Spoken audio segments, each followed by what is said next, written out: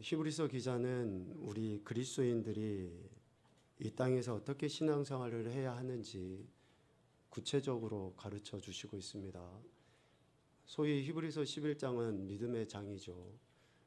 믿음이 무엇이며 믿음의 선배들이 어떻게 살았는지, 그리고 12장에서는 그 믿음을 동일하게 부여받은 우리가 어떻게 살아야 하는지에 대해서 정확하게 말씀하십니다. 히브리서 12장 1절, 2절, 3절 말씀을 먼저 같이 보도록 하겠습니다. 시작.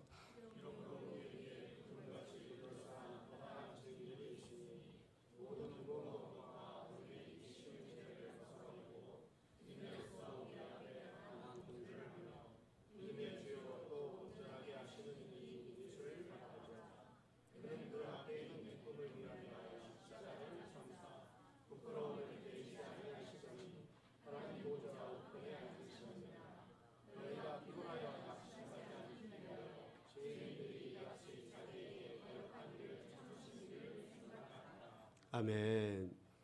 여기에서 두 가지 삶의 태도를 가르치십니다. 첫 번째는 1절에 이야기하는 것처럼 무거운 것과 얽매이기 쉬운 죄를 벗어버려라 라는 거예요. 여기서 무거운 것은 거리끼는 것, 양심에 찔리는 것이라고 할 수 있죠. 또 얽매이기 쉬운 죄는 습관적으로 짓게 하는 그 죄를 벗어버려라 라고 이야기합니다. 우리가 예수 그리스도를 믿는 믿음의 삶의 첫 번째는 이거라는 거죠.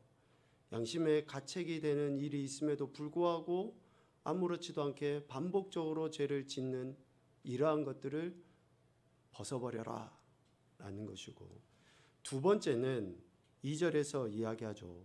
믿음의 주요 온전하게 하시는 이인 예수를 바라봐라 라고 이야기합니다.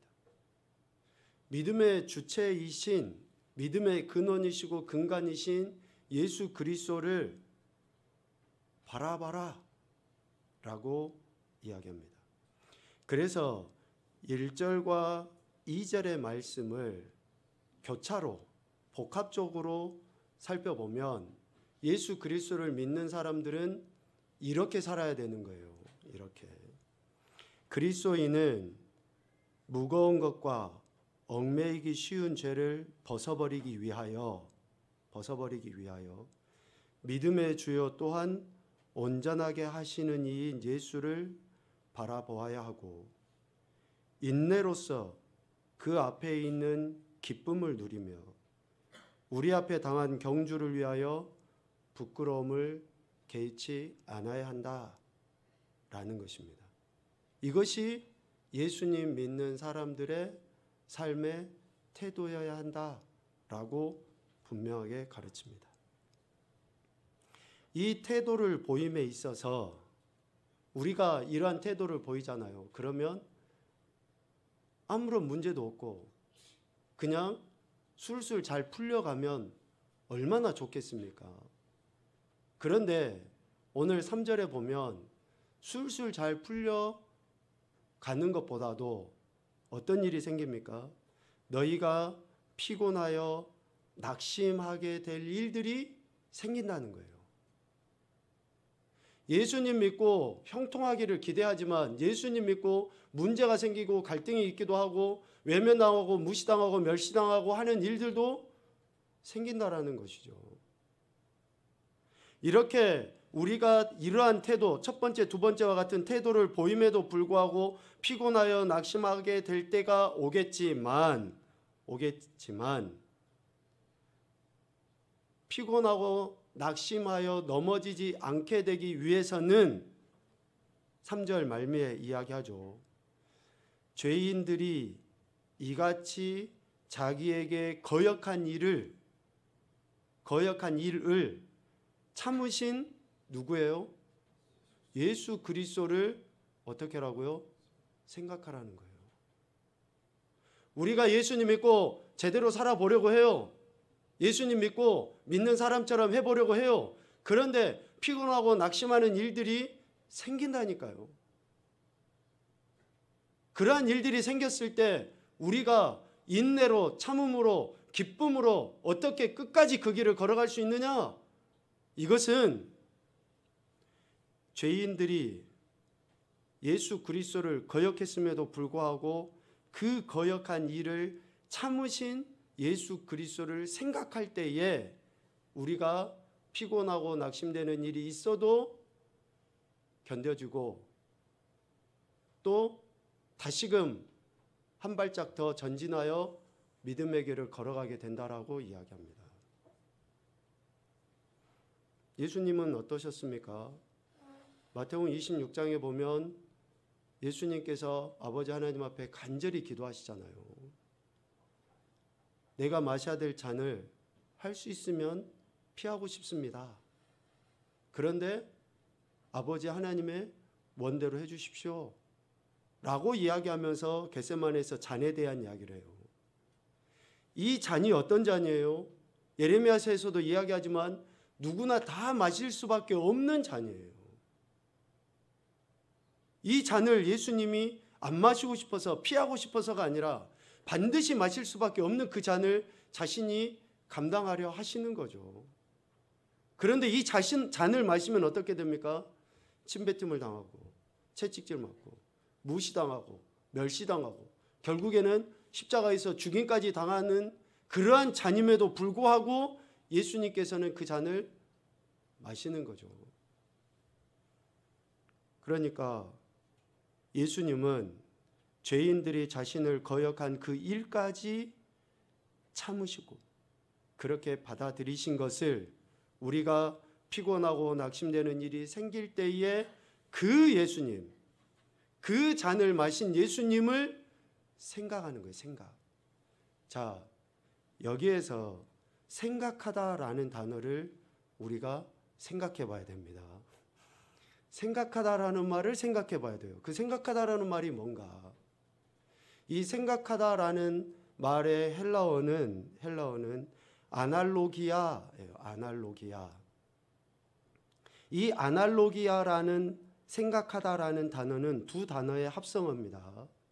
아나라는 단어하고 로고스라는 단어하고 합성어라 그래요. 그러니까 아나라는 이 전치사는 무엇을 향하여 라는 그런 의미가 있고 로고스는 뭐죠? 하나님의 말씀. 그러니까 우리가 예수 그리스도 죄인된 우리를 위하여 죽기까지 하신 끝까지 참으신 예수 그리스도를 생각한다라고 하는 것은 단순히 가부좌 틀고 예수님이 그러셨구나. 옛날에 2000년 전에 그런 일이 있었지. 이게 생각이 아니고 생각하는 것은 뭐예요? 말씀을 향해 나가는 것이 생각하는 거예요.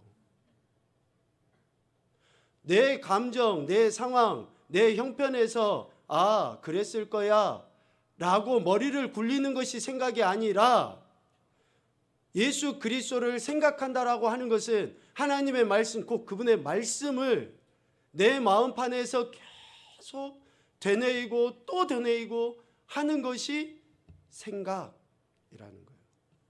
그래서 시편 1편에 묵상이라는 단어로 이야기를 합니다. 우리가 피곤하고 낙심하여 넘어질 일들이 생길 때에 그것을 견디고 일어날 수 있는 것은 내가 남들보다 참을성이 좋아서 내가 남들보다 좀 더 신사적이고 내가 괜찮은 인간이어서가 아니라 하나님의 말씀을 깊이 생각하면 생각할수록 우리가 그 시련과 연단과 고통과 아픔과 핍박과 조롱과 멸시와 천대까지도 우리 믿음의 선진들이 11장 1절부터 쭉 나와 있는 믿음의 선진들의 삶, 그래서 히브리서 12장 1절에 허다한 증인들이 살았던 삶을 우리도 살아가게 되는 거예요. 신앙은 감정이 아닙니다. 감각이 아니에요. 형이상학적인, 우리가 영적인 이야기하니까 영적인 것이 진짜 추상적이고 형이상학적이고 전혀 우리가 만질 수 없는 것, 그게 아니에요. 영적이다라고 이야기하는 것은 하나님의 형상대로 지음받은 인생이 하나님과 교제하는 것을 영적이다고 이야기하는 거예요.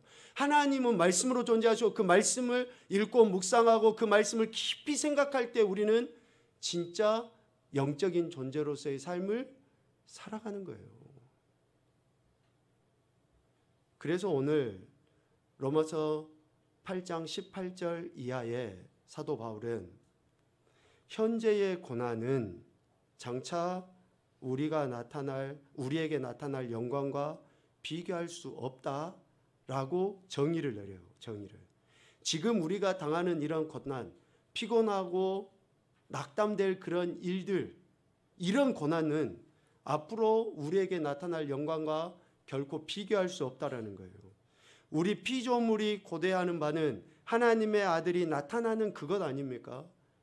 예수 그리스도의 재림을 우리는 기다리고 있어요.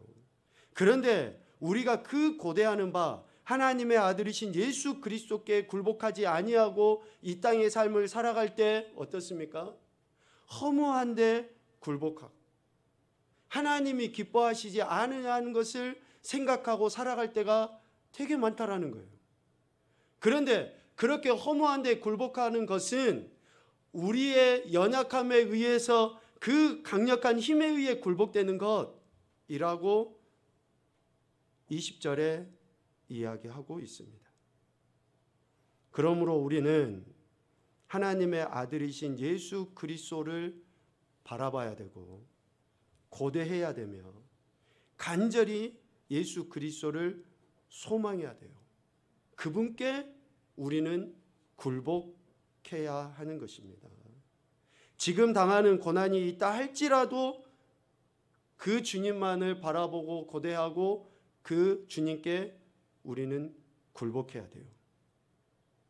다시 말하면 우리를 위해 십자가를 참으사 부끄러움을 개의치 아니하신 예수 그리스도를 우리는 생각하며 살아야 한다라는 것이죠. 이러한 묵상과 생각하는 삶이 21절에 이야기하는 것처럼 우리를 썩어짐의 종노릇한 데서 해방하여 하나님의 자녀들의 영광의 자유에 이르게 합니다. 21절 말씀을 다시 봐보세요. 우리가 부끄러움을 개의치 않으신 예수 그리스도를 깊이 생각하며 살아가는 그 삶이 우리를 썩어짐의 종노릇한 데서 해방하여 하나님의 자녀들의 영광의 자유에 이르게 한다라는 거예요.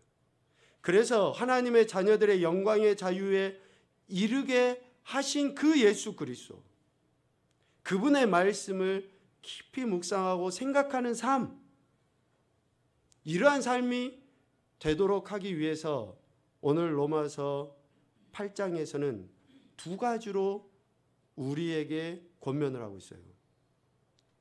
하나님의 자녀들의 영광의 자유에 이르는 삶을 위해 두 가지로 권면합니다. 첫 번째는 오늘 23절에서 이야기하는 것처럼 성령의 처음 익은 열매를 받아야 한다라고 이야기해요.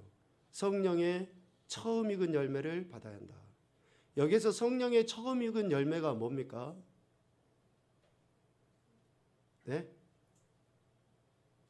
그뿐 아니라 또한 우리 곧 성령의 처음 익은 열매를 받은 우리까지도, 그러니까 성령의 처음 익은 열매가 뭐냐고요.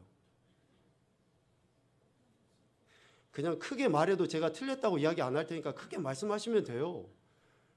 좀 제가 틀린 것 같으면 틀렸습니다 하면 좀 부끄러운 것 뿐이지, 그냥 조곤조곤 이야기하지 마시고 뭐예요 도대체? 네? 고린도전서 15장 20절에 보면 이 성령의 처음 익은 열매에 대해서 분명하게 정의를 내려놓고 있습니다. 같이 보죠. 시작.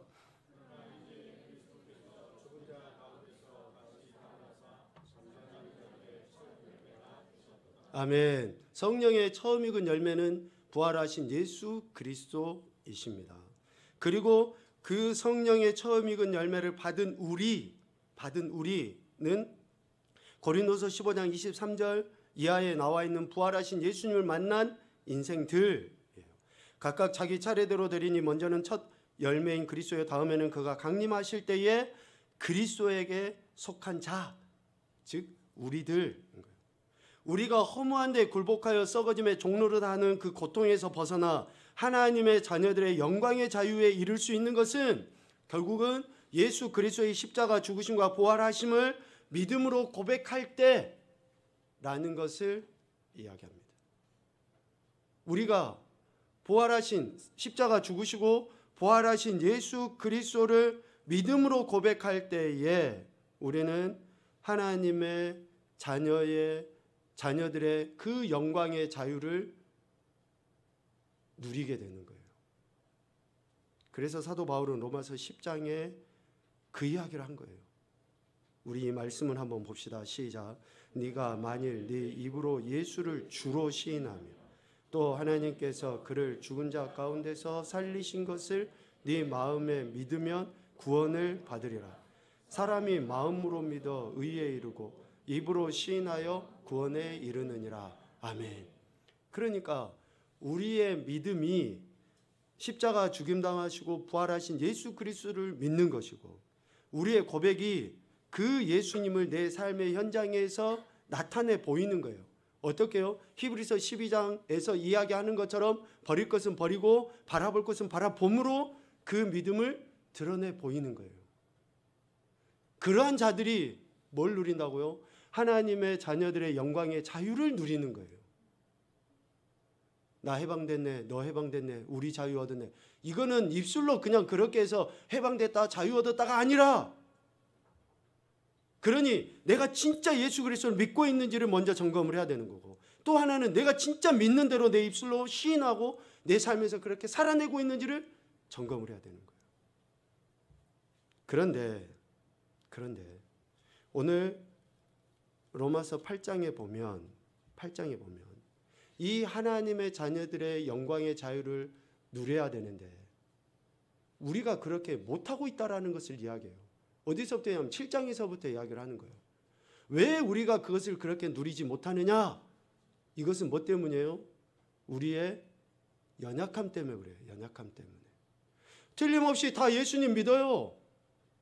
다 고백을 해요. 그런데 실질적으로 내 삶에 보니까 믿는 대로 살아가지 못하는 거예요.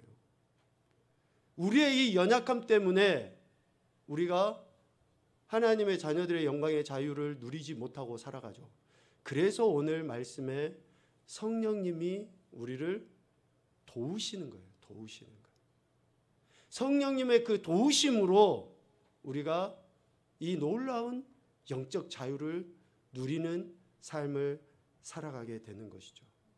죄의 종로를 하던 우리 인생이 성령 하나님으로 말미암아 할 수 있는 최상의 고백이 뭐라고 그랬습니까? 예수님을 주라고 시인하는 거라고 고린도서 12장에 이야기해요.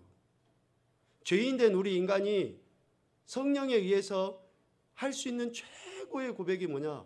예수님을 주라고 고백하는 거예요. 이렇게 예수 그리스도를 주라고 고백하는 사람들 안에는 누가 거하시는 거예요? 성령 하나님이 내주에 계시는 겁니다. 내주에 계셔서 우리의 연약함을 도우셔요. 우리의 연약함을. 그러면 우리의 연약함은 뭐가 우리의 연약함입니까? 뭐 여러 가지로 이야기할 수 있겠죠. 그런데 사도 바울은 로마서 7장에서 분명하게 바울의 그 연약함과 우리 인생의 연약함에 대해서 분명하게 이야기했어요. 7장 22절부터 24절까지 말씀 한번 우리도 같이 다시 고백을 해봅시다. 우리 인간의 연약함이 뭐냐? 바로 7장 22절부터 하는 이 연약함입니다. 같이 보죠. 시작.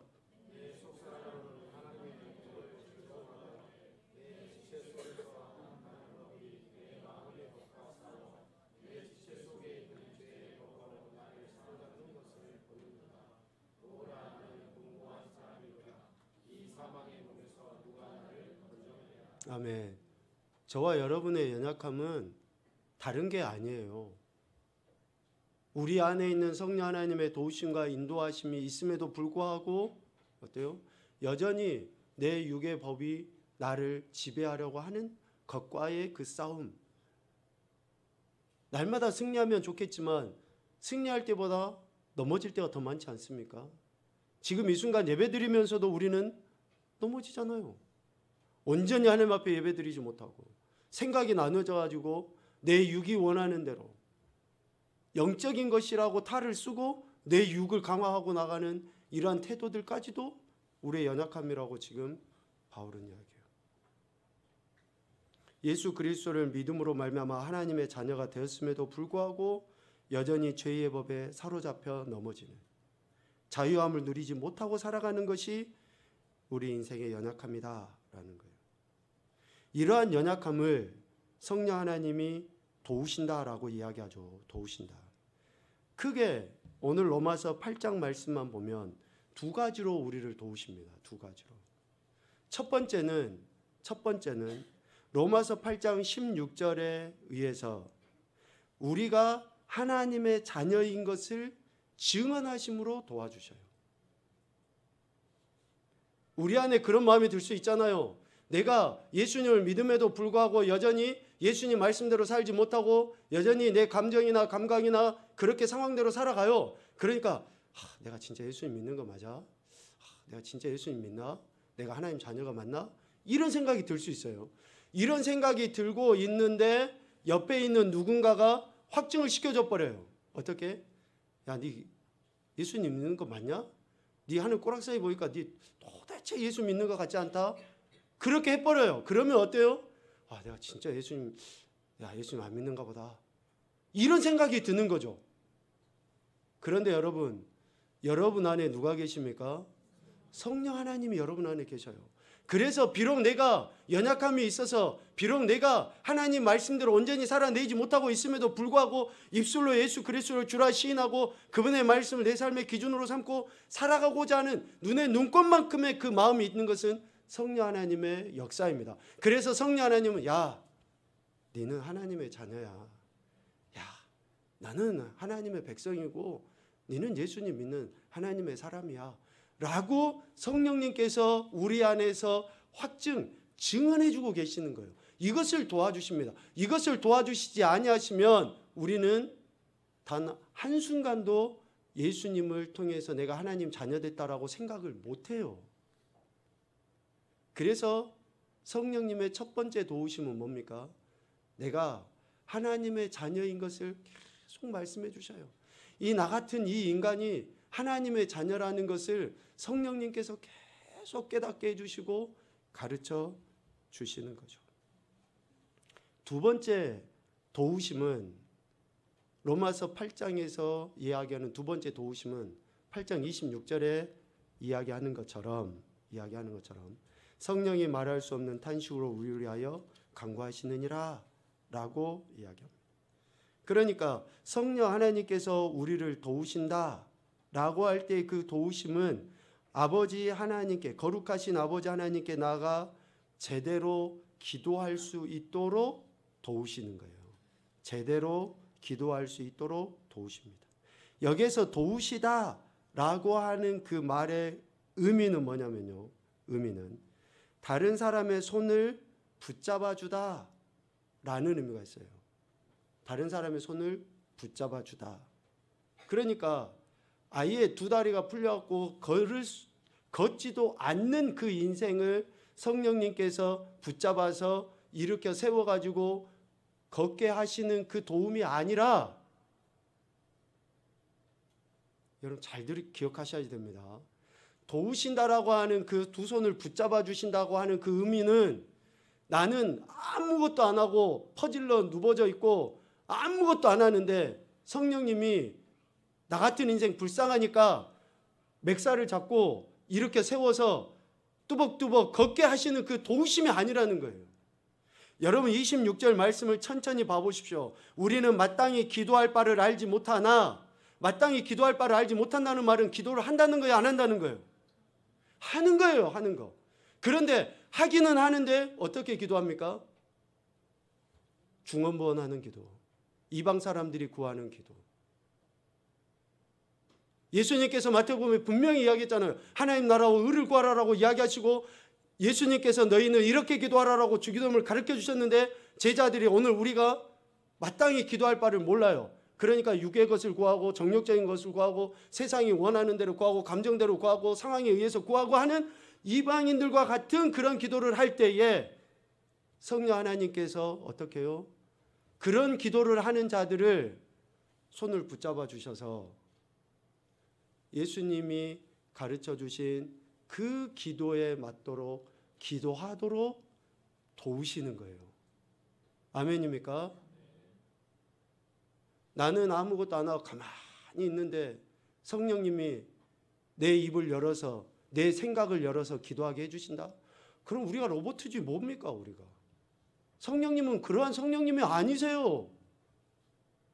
내가 은혜를 구하려고 할 때 부족하고 연약해요. 내 육이 강화가 돼가지고 로마서 7장 22절부터 24절까지 지금의 이 공고한 상태에서 기도하니까 여전히 이방인들과 같은 그런 기도를 하고 있고 용서하지 못하는 그런 원망 섞인 저주 섞인 그런 기도를 하고 있고 하는 그런 나의 연약함을 성령 하나님께서 불쌍히 여기셔서 아버지 하나님 앞에 제대로 기도할 수 있도록 내 마음을 감화시켜 주셔서 그 기도를 하게 하신다는 거예요. 그러니까 기도하는 사람이 성령에 의해서 기도하잖아요. 도우심에 의해서 기도하면 정말 원수라도 어떻게 됩니까? 용서하게 되고 사랑하게 돼요. 정말 그렇게 기도하는 사람이 주여 로또 되게 해주세요 그런 기도를 할까요?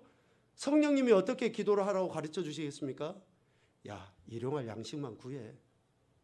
이렇게 가르쳐 주시는 거예요.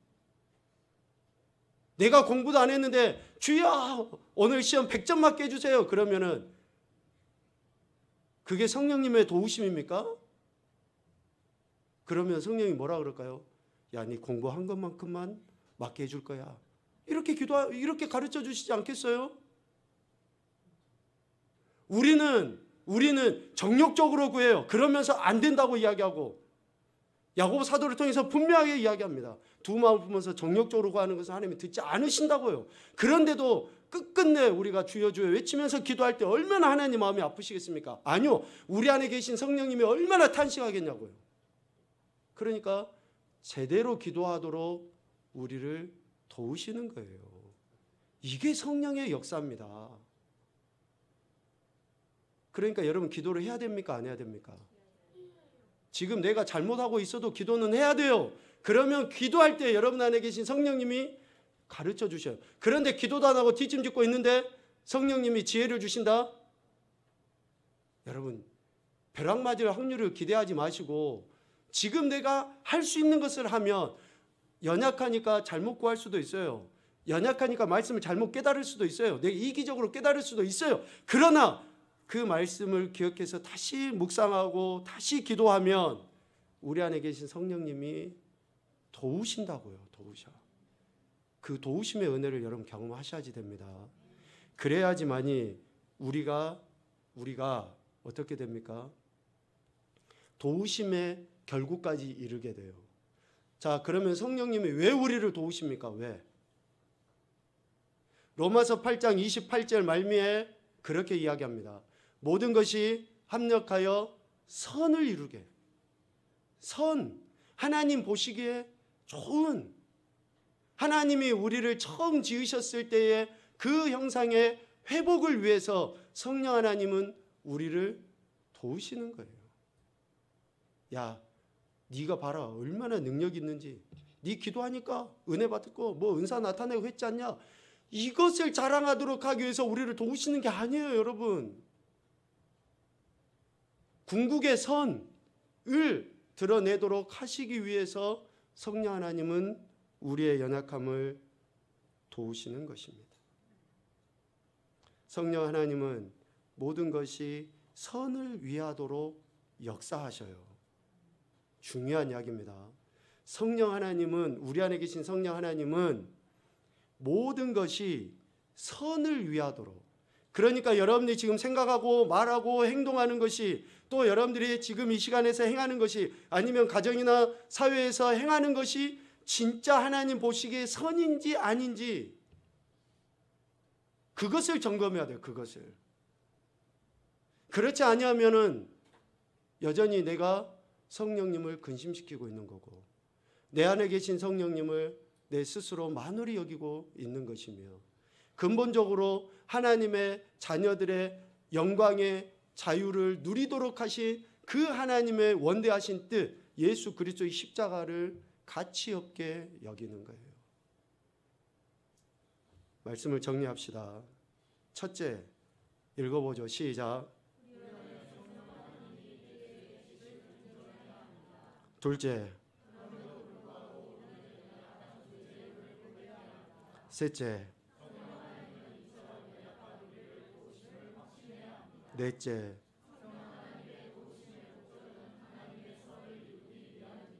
아멘. 그래서 우리가 하나님의 말씀을 깊이 생각하고 기도함으로 나갈 때에 성령님께서 말씀을 깨닫게 하시고 성령님께서 우리의 기도를 도우셔서 우리가 하나님의 자녀의 영광의 자유를 누리게 하시고 궁극적으로 하나님의 선을 이루어 드리게 되는 거예요. 이번 한 주간, 아니요, 우리 일생이 이 말씀 꼭 기억해서 우리가 정말 그리스도인으로서 누려야 될 참된 자유를 누릴 뿐만 아니라 그 자유를 갈망하는 인생들에게 하나님의 사랑을 증거하고 나타내 보일 수 있는 정말 아름답고 멋진 그런 그리스도인들의 신앙과 삶이 되었으면 좋겠습니다. 이 말씀 꼭 기억하고 승리하는 자유를 누리는 귀한 인생들이 되시기를 주님의 이름으로 축복합니다. 아멘.